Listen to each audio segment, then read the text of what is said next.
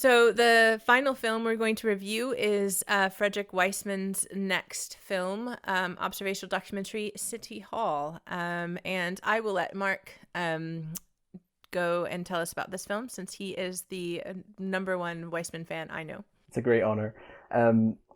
So City Hall is Frederick Wiseman's newest documentary. It centers, as you would imagine, City Hall, this one in Boston, Massachusetts. It's structured in a way that kind of bifurcates. It, on the one hand, is kind of a portrait of the mayor, Marty Walsh. So in a way, it's kind of like at Berkeley, in the way that it centered one person while also looking kind of in a panoramic way at how the institution works apart from that person, but obviously aware of his influence. And then City Hall also kind of goes around the different places in the city that have connections to the work and the policies that are enacted in City Hall. So that really does it in terms of plot synopsis. That's all you need to know. And then the film is 4.5 hours of, as Amanda mentioned, observation, direct observation. There's only one person in the entire film who looks at the camera at all. As a guy who kind of cheekily interacts with the camera, which is a complete no-no usually in Wiseman movies. He just edits out people who look at the camera, I'd imagine. So the themes that we would need to be delineating from the film are the way Walsh operates. A lot of the film is Walsh's appearances, media appearances at, there's one at a food bank where he's kind of part of a drive. The food bank has a mascot, which I found mind-boggling. Because there's so much detail in a Wiseman movie, there are umpteen things to pick up about them. They're rife with contradictions. They're rife with strange things and bits of what would look like ephemera, but end up kind of rebounding on each other. And the editing in the film's like an echo chamber in a way. Something that comes up in the first hour will reappear in the fourth, and eventually be tied up into a more cohesive thematic element to the film. I'll say that homelessness is an enormous focus in this film, and a number of the meetings are about the work of homeless shelters, the work of charities who work with people who are suffering as part of the opioid crisis. There's also a huge emphasis on racial justice, gender equity as part of the work of the city and in all the businesses that are connected to the city. The film, I would say, is an adulatory portrait of Walsh and the work that Walsh's staffers all do, but it's also, I think, subtly not undermining him, but looking at the margins as well, looking where people aren't being, kind of clasped by Walsh's rhetoric. And there's a part towards the end of the film which is a lot like the kind of exquisite rhetorical work that goes on in Ex Libris. There's a meeting about a cannabis dispensary, and this is a meeting which happens just at the end of the fourth hour and the beginning of the fifth. So it might be a task to work it out, but the cannabis dispensary is one of the first moments where someone in a meeting actually answers the person speaking back. And it's a moment where a rhetorical contest of sorts, not aggressive, but passionate, where members of the local community talk back to the people who are trying to, set up, institute a cannabis dispensary in one of the poorest neighborhoods in Boston, in Dorchester. And they have amazing things to say about what this means for them. Is it going to be a positive thing in the community? They accept that the people trying to set up the dispensary mean well, but they're getting them to be absolutely drum tight in the way that it's going to be open, so that it affects the community in a positive way. And they say there are amazing arguments that they make, which did remind me of the arguments in Ex Libris to an extent. I'll stop talking for a minute. Amanda, what did you think of City Hall? I think the one thing that's interesting is that I've seen a lot of his films that deal with institutions and art galleries and things like that, and so it was interesting to me because I've not seen as many as you have about taking on government, and also particularly just because I spent so much time in New York and didn't spend time in Boston. there's a huge rivalry between those two cities. But I think that adulatory mention that you had really does ring true. I did feel like it was kind of showing a really positive light to city government that I didn't expect.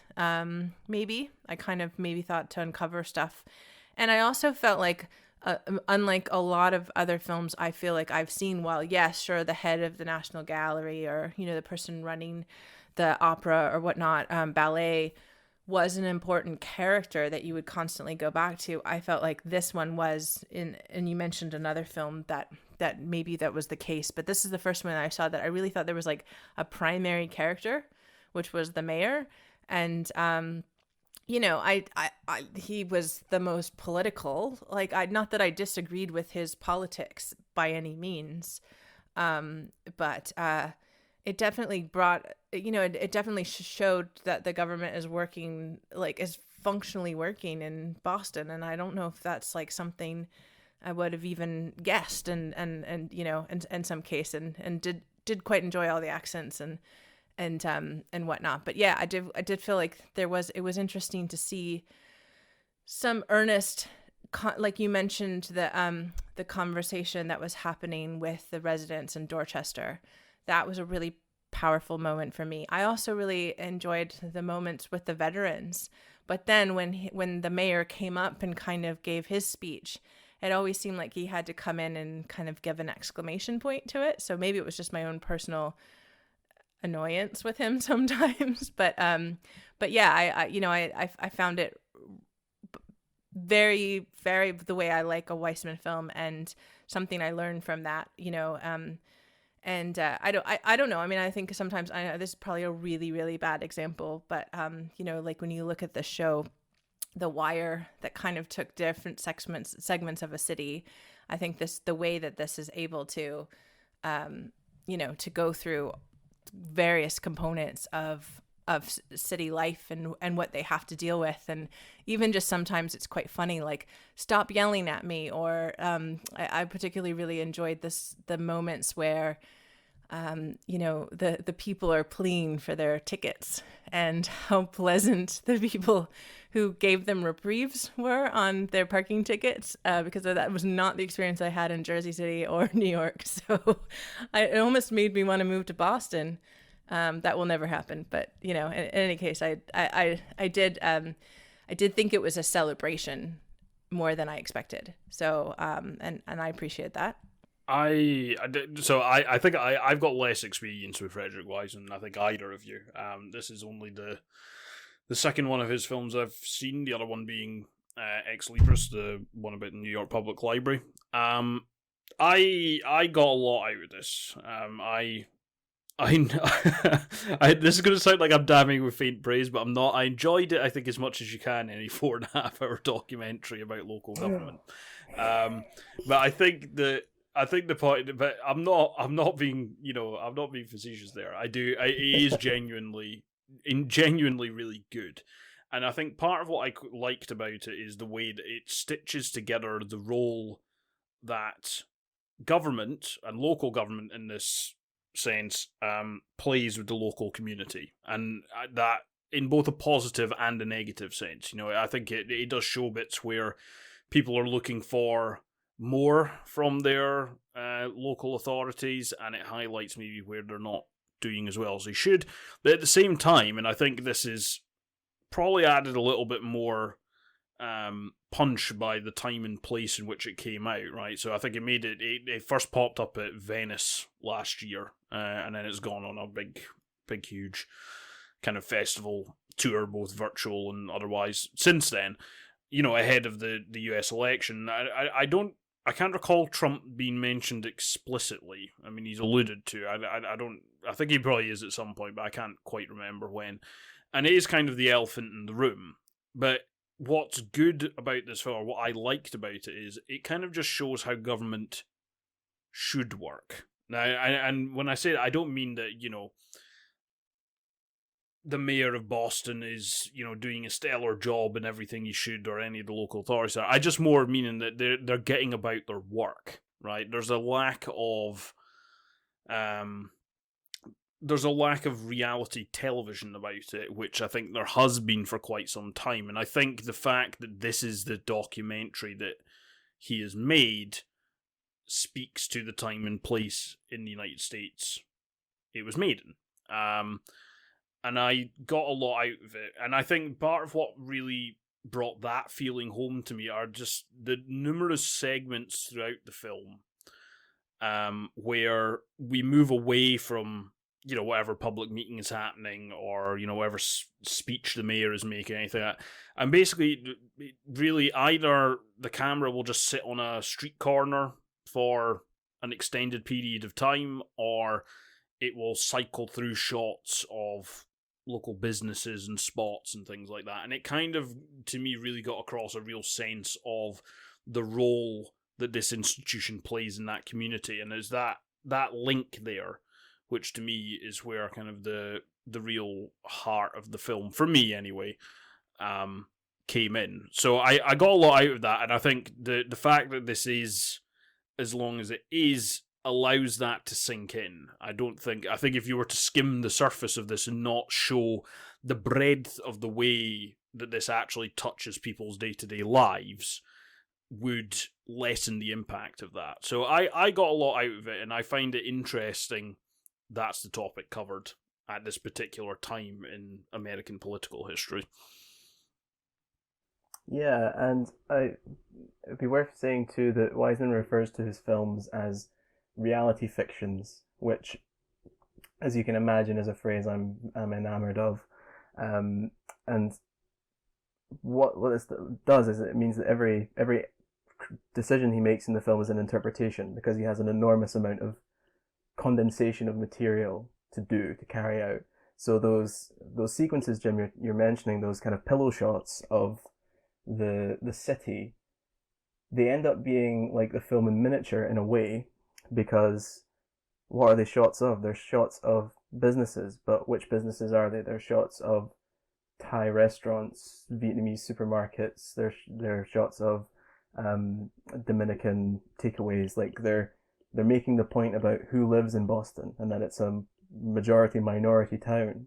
The other major part of those pillow shots are houses, and as I mentioned, this is a film so much about housing, and there's a point where they mention the proposal to roll back on the Fair Housing Act, which will make people vulnerable to evictions, and there's so many meetings throughout the film which are about trying to tackle that. But the Trump administration, which I think does get an explicit mention at one point, but it's largely just referred to as the current administration, which I think is right.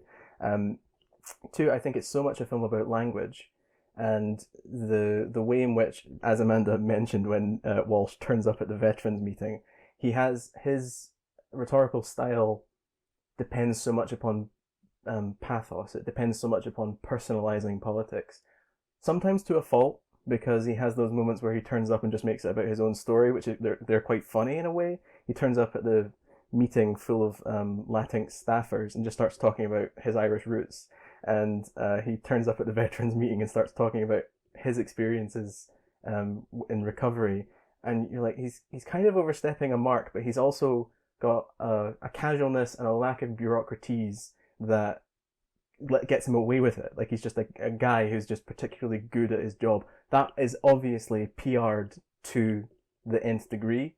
He's obviously been like trained at this and is extremely good at this, but it does speak to the way that language and discourse and discursive terms are kind of the heart of any working democracy. And then you can ask, is it a working democracy at that time? I also want to point out the moments where it goes into portraits of labor, because so many of Wiseman's films are themselves portraits of labor. And not only are they portraits of labor, they are themselves enormous acts of labor. This is 4.5 hours long. There's a great deal of work to be done here. So there are moments like the amazing sequence with the guys throwing trash for the city, and things thrown onto the trash compactor that just, you don't, like, that can't fit there. That grill surely will not be crushed by this compactor, and it is. And he has these close-ups of their hands pulling the levers, and those scenes are so exciting to me. And it's worth mentioning too that we can talk about subject matter till we're blue in the face, but Wiseman is or I should say his cameraman, his camera person, John Davy, is extraordinarily good at finding beautiful images just casually, no out of nowhere. For instance, I know that there are lots of complaints about Boston skyline as an aesthetic object, but I found the way that he made buildings kind of converge on each other here really, really beautiful. And in a number of the ones that are of City Hall, again, it does the thing in miniature, which is City Hall is shown jutting into the next building, just as the things that go on in City Hall affect everyone in the city. So I think that there are umpteen things still to mention that we could probably get to, but I will say that I don't think this is one of Wiseman's best films. I think it's very good, but it's not Welfare or Hospital or Near Death. His and Ex Libris and In Jackson Heights, which I think is the movie this is probably closest to in terms of the diversity of the space which it takes as its subject and the amount that meetings play a part of things. But I think ultimately this comes back to a certain level of utopianism that has creeped into the films from, I would say, maybe National Gallery onwards, with the exception of Monrovia, Indiana, which is kind of unfairly pegged as his Trump movie. I think this has got a certain strain of American optimism in it, but it's not the naive kind. It goes for documenting what's good about the process of this particular city government, but also shows where it has to go further. And it's, as I mentioned, that Dorchester meeting where a number of the residents can't turn up. Again, we're talking about language, because they're Cape Verdean migrants and they don't speak English. So they need to have the material translated for them to be part of the political process. So the point ultimately being that yes, Walsh is doing a good job, and City Hall is working as pretty well. There's always more to do. There are always more people to include, and the people who aren't included currently, guess who they are? They're poor and they're mostly not white. And I think that that's the point that this all kind of coalesces around. Yeah, I mean, absolutely. I guess it was much more utopian than I expected, and at the same time, there was a lot more pathos than I expected. Like, I mean, there was just these scenes.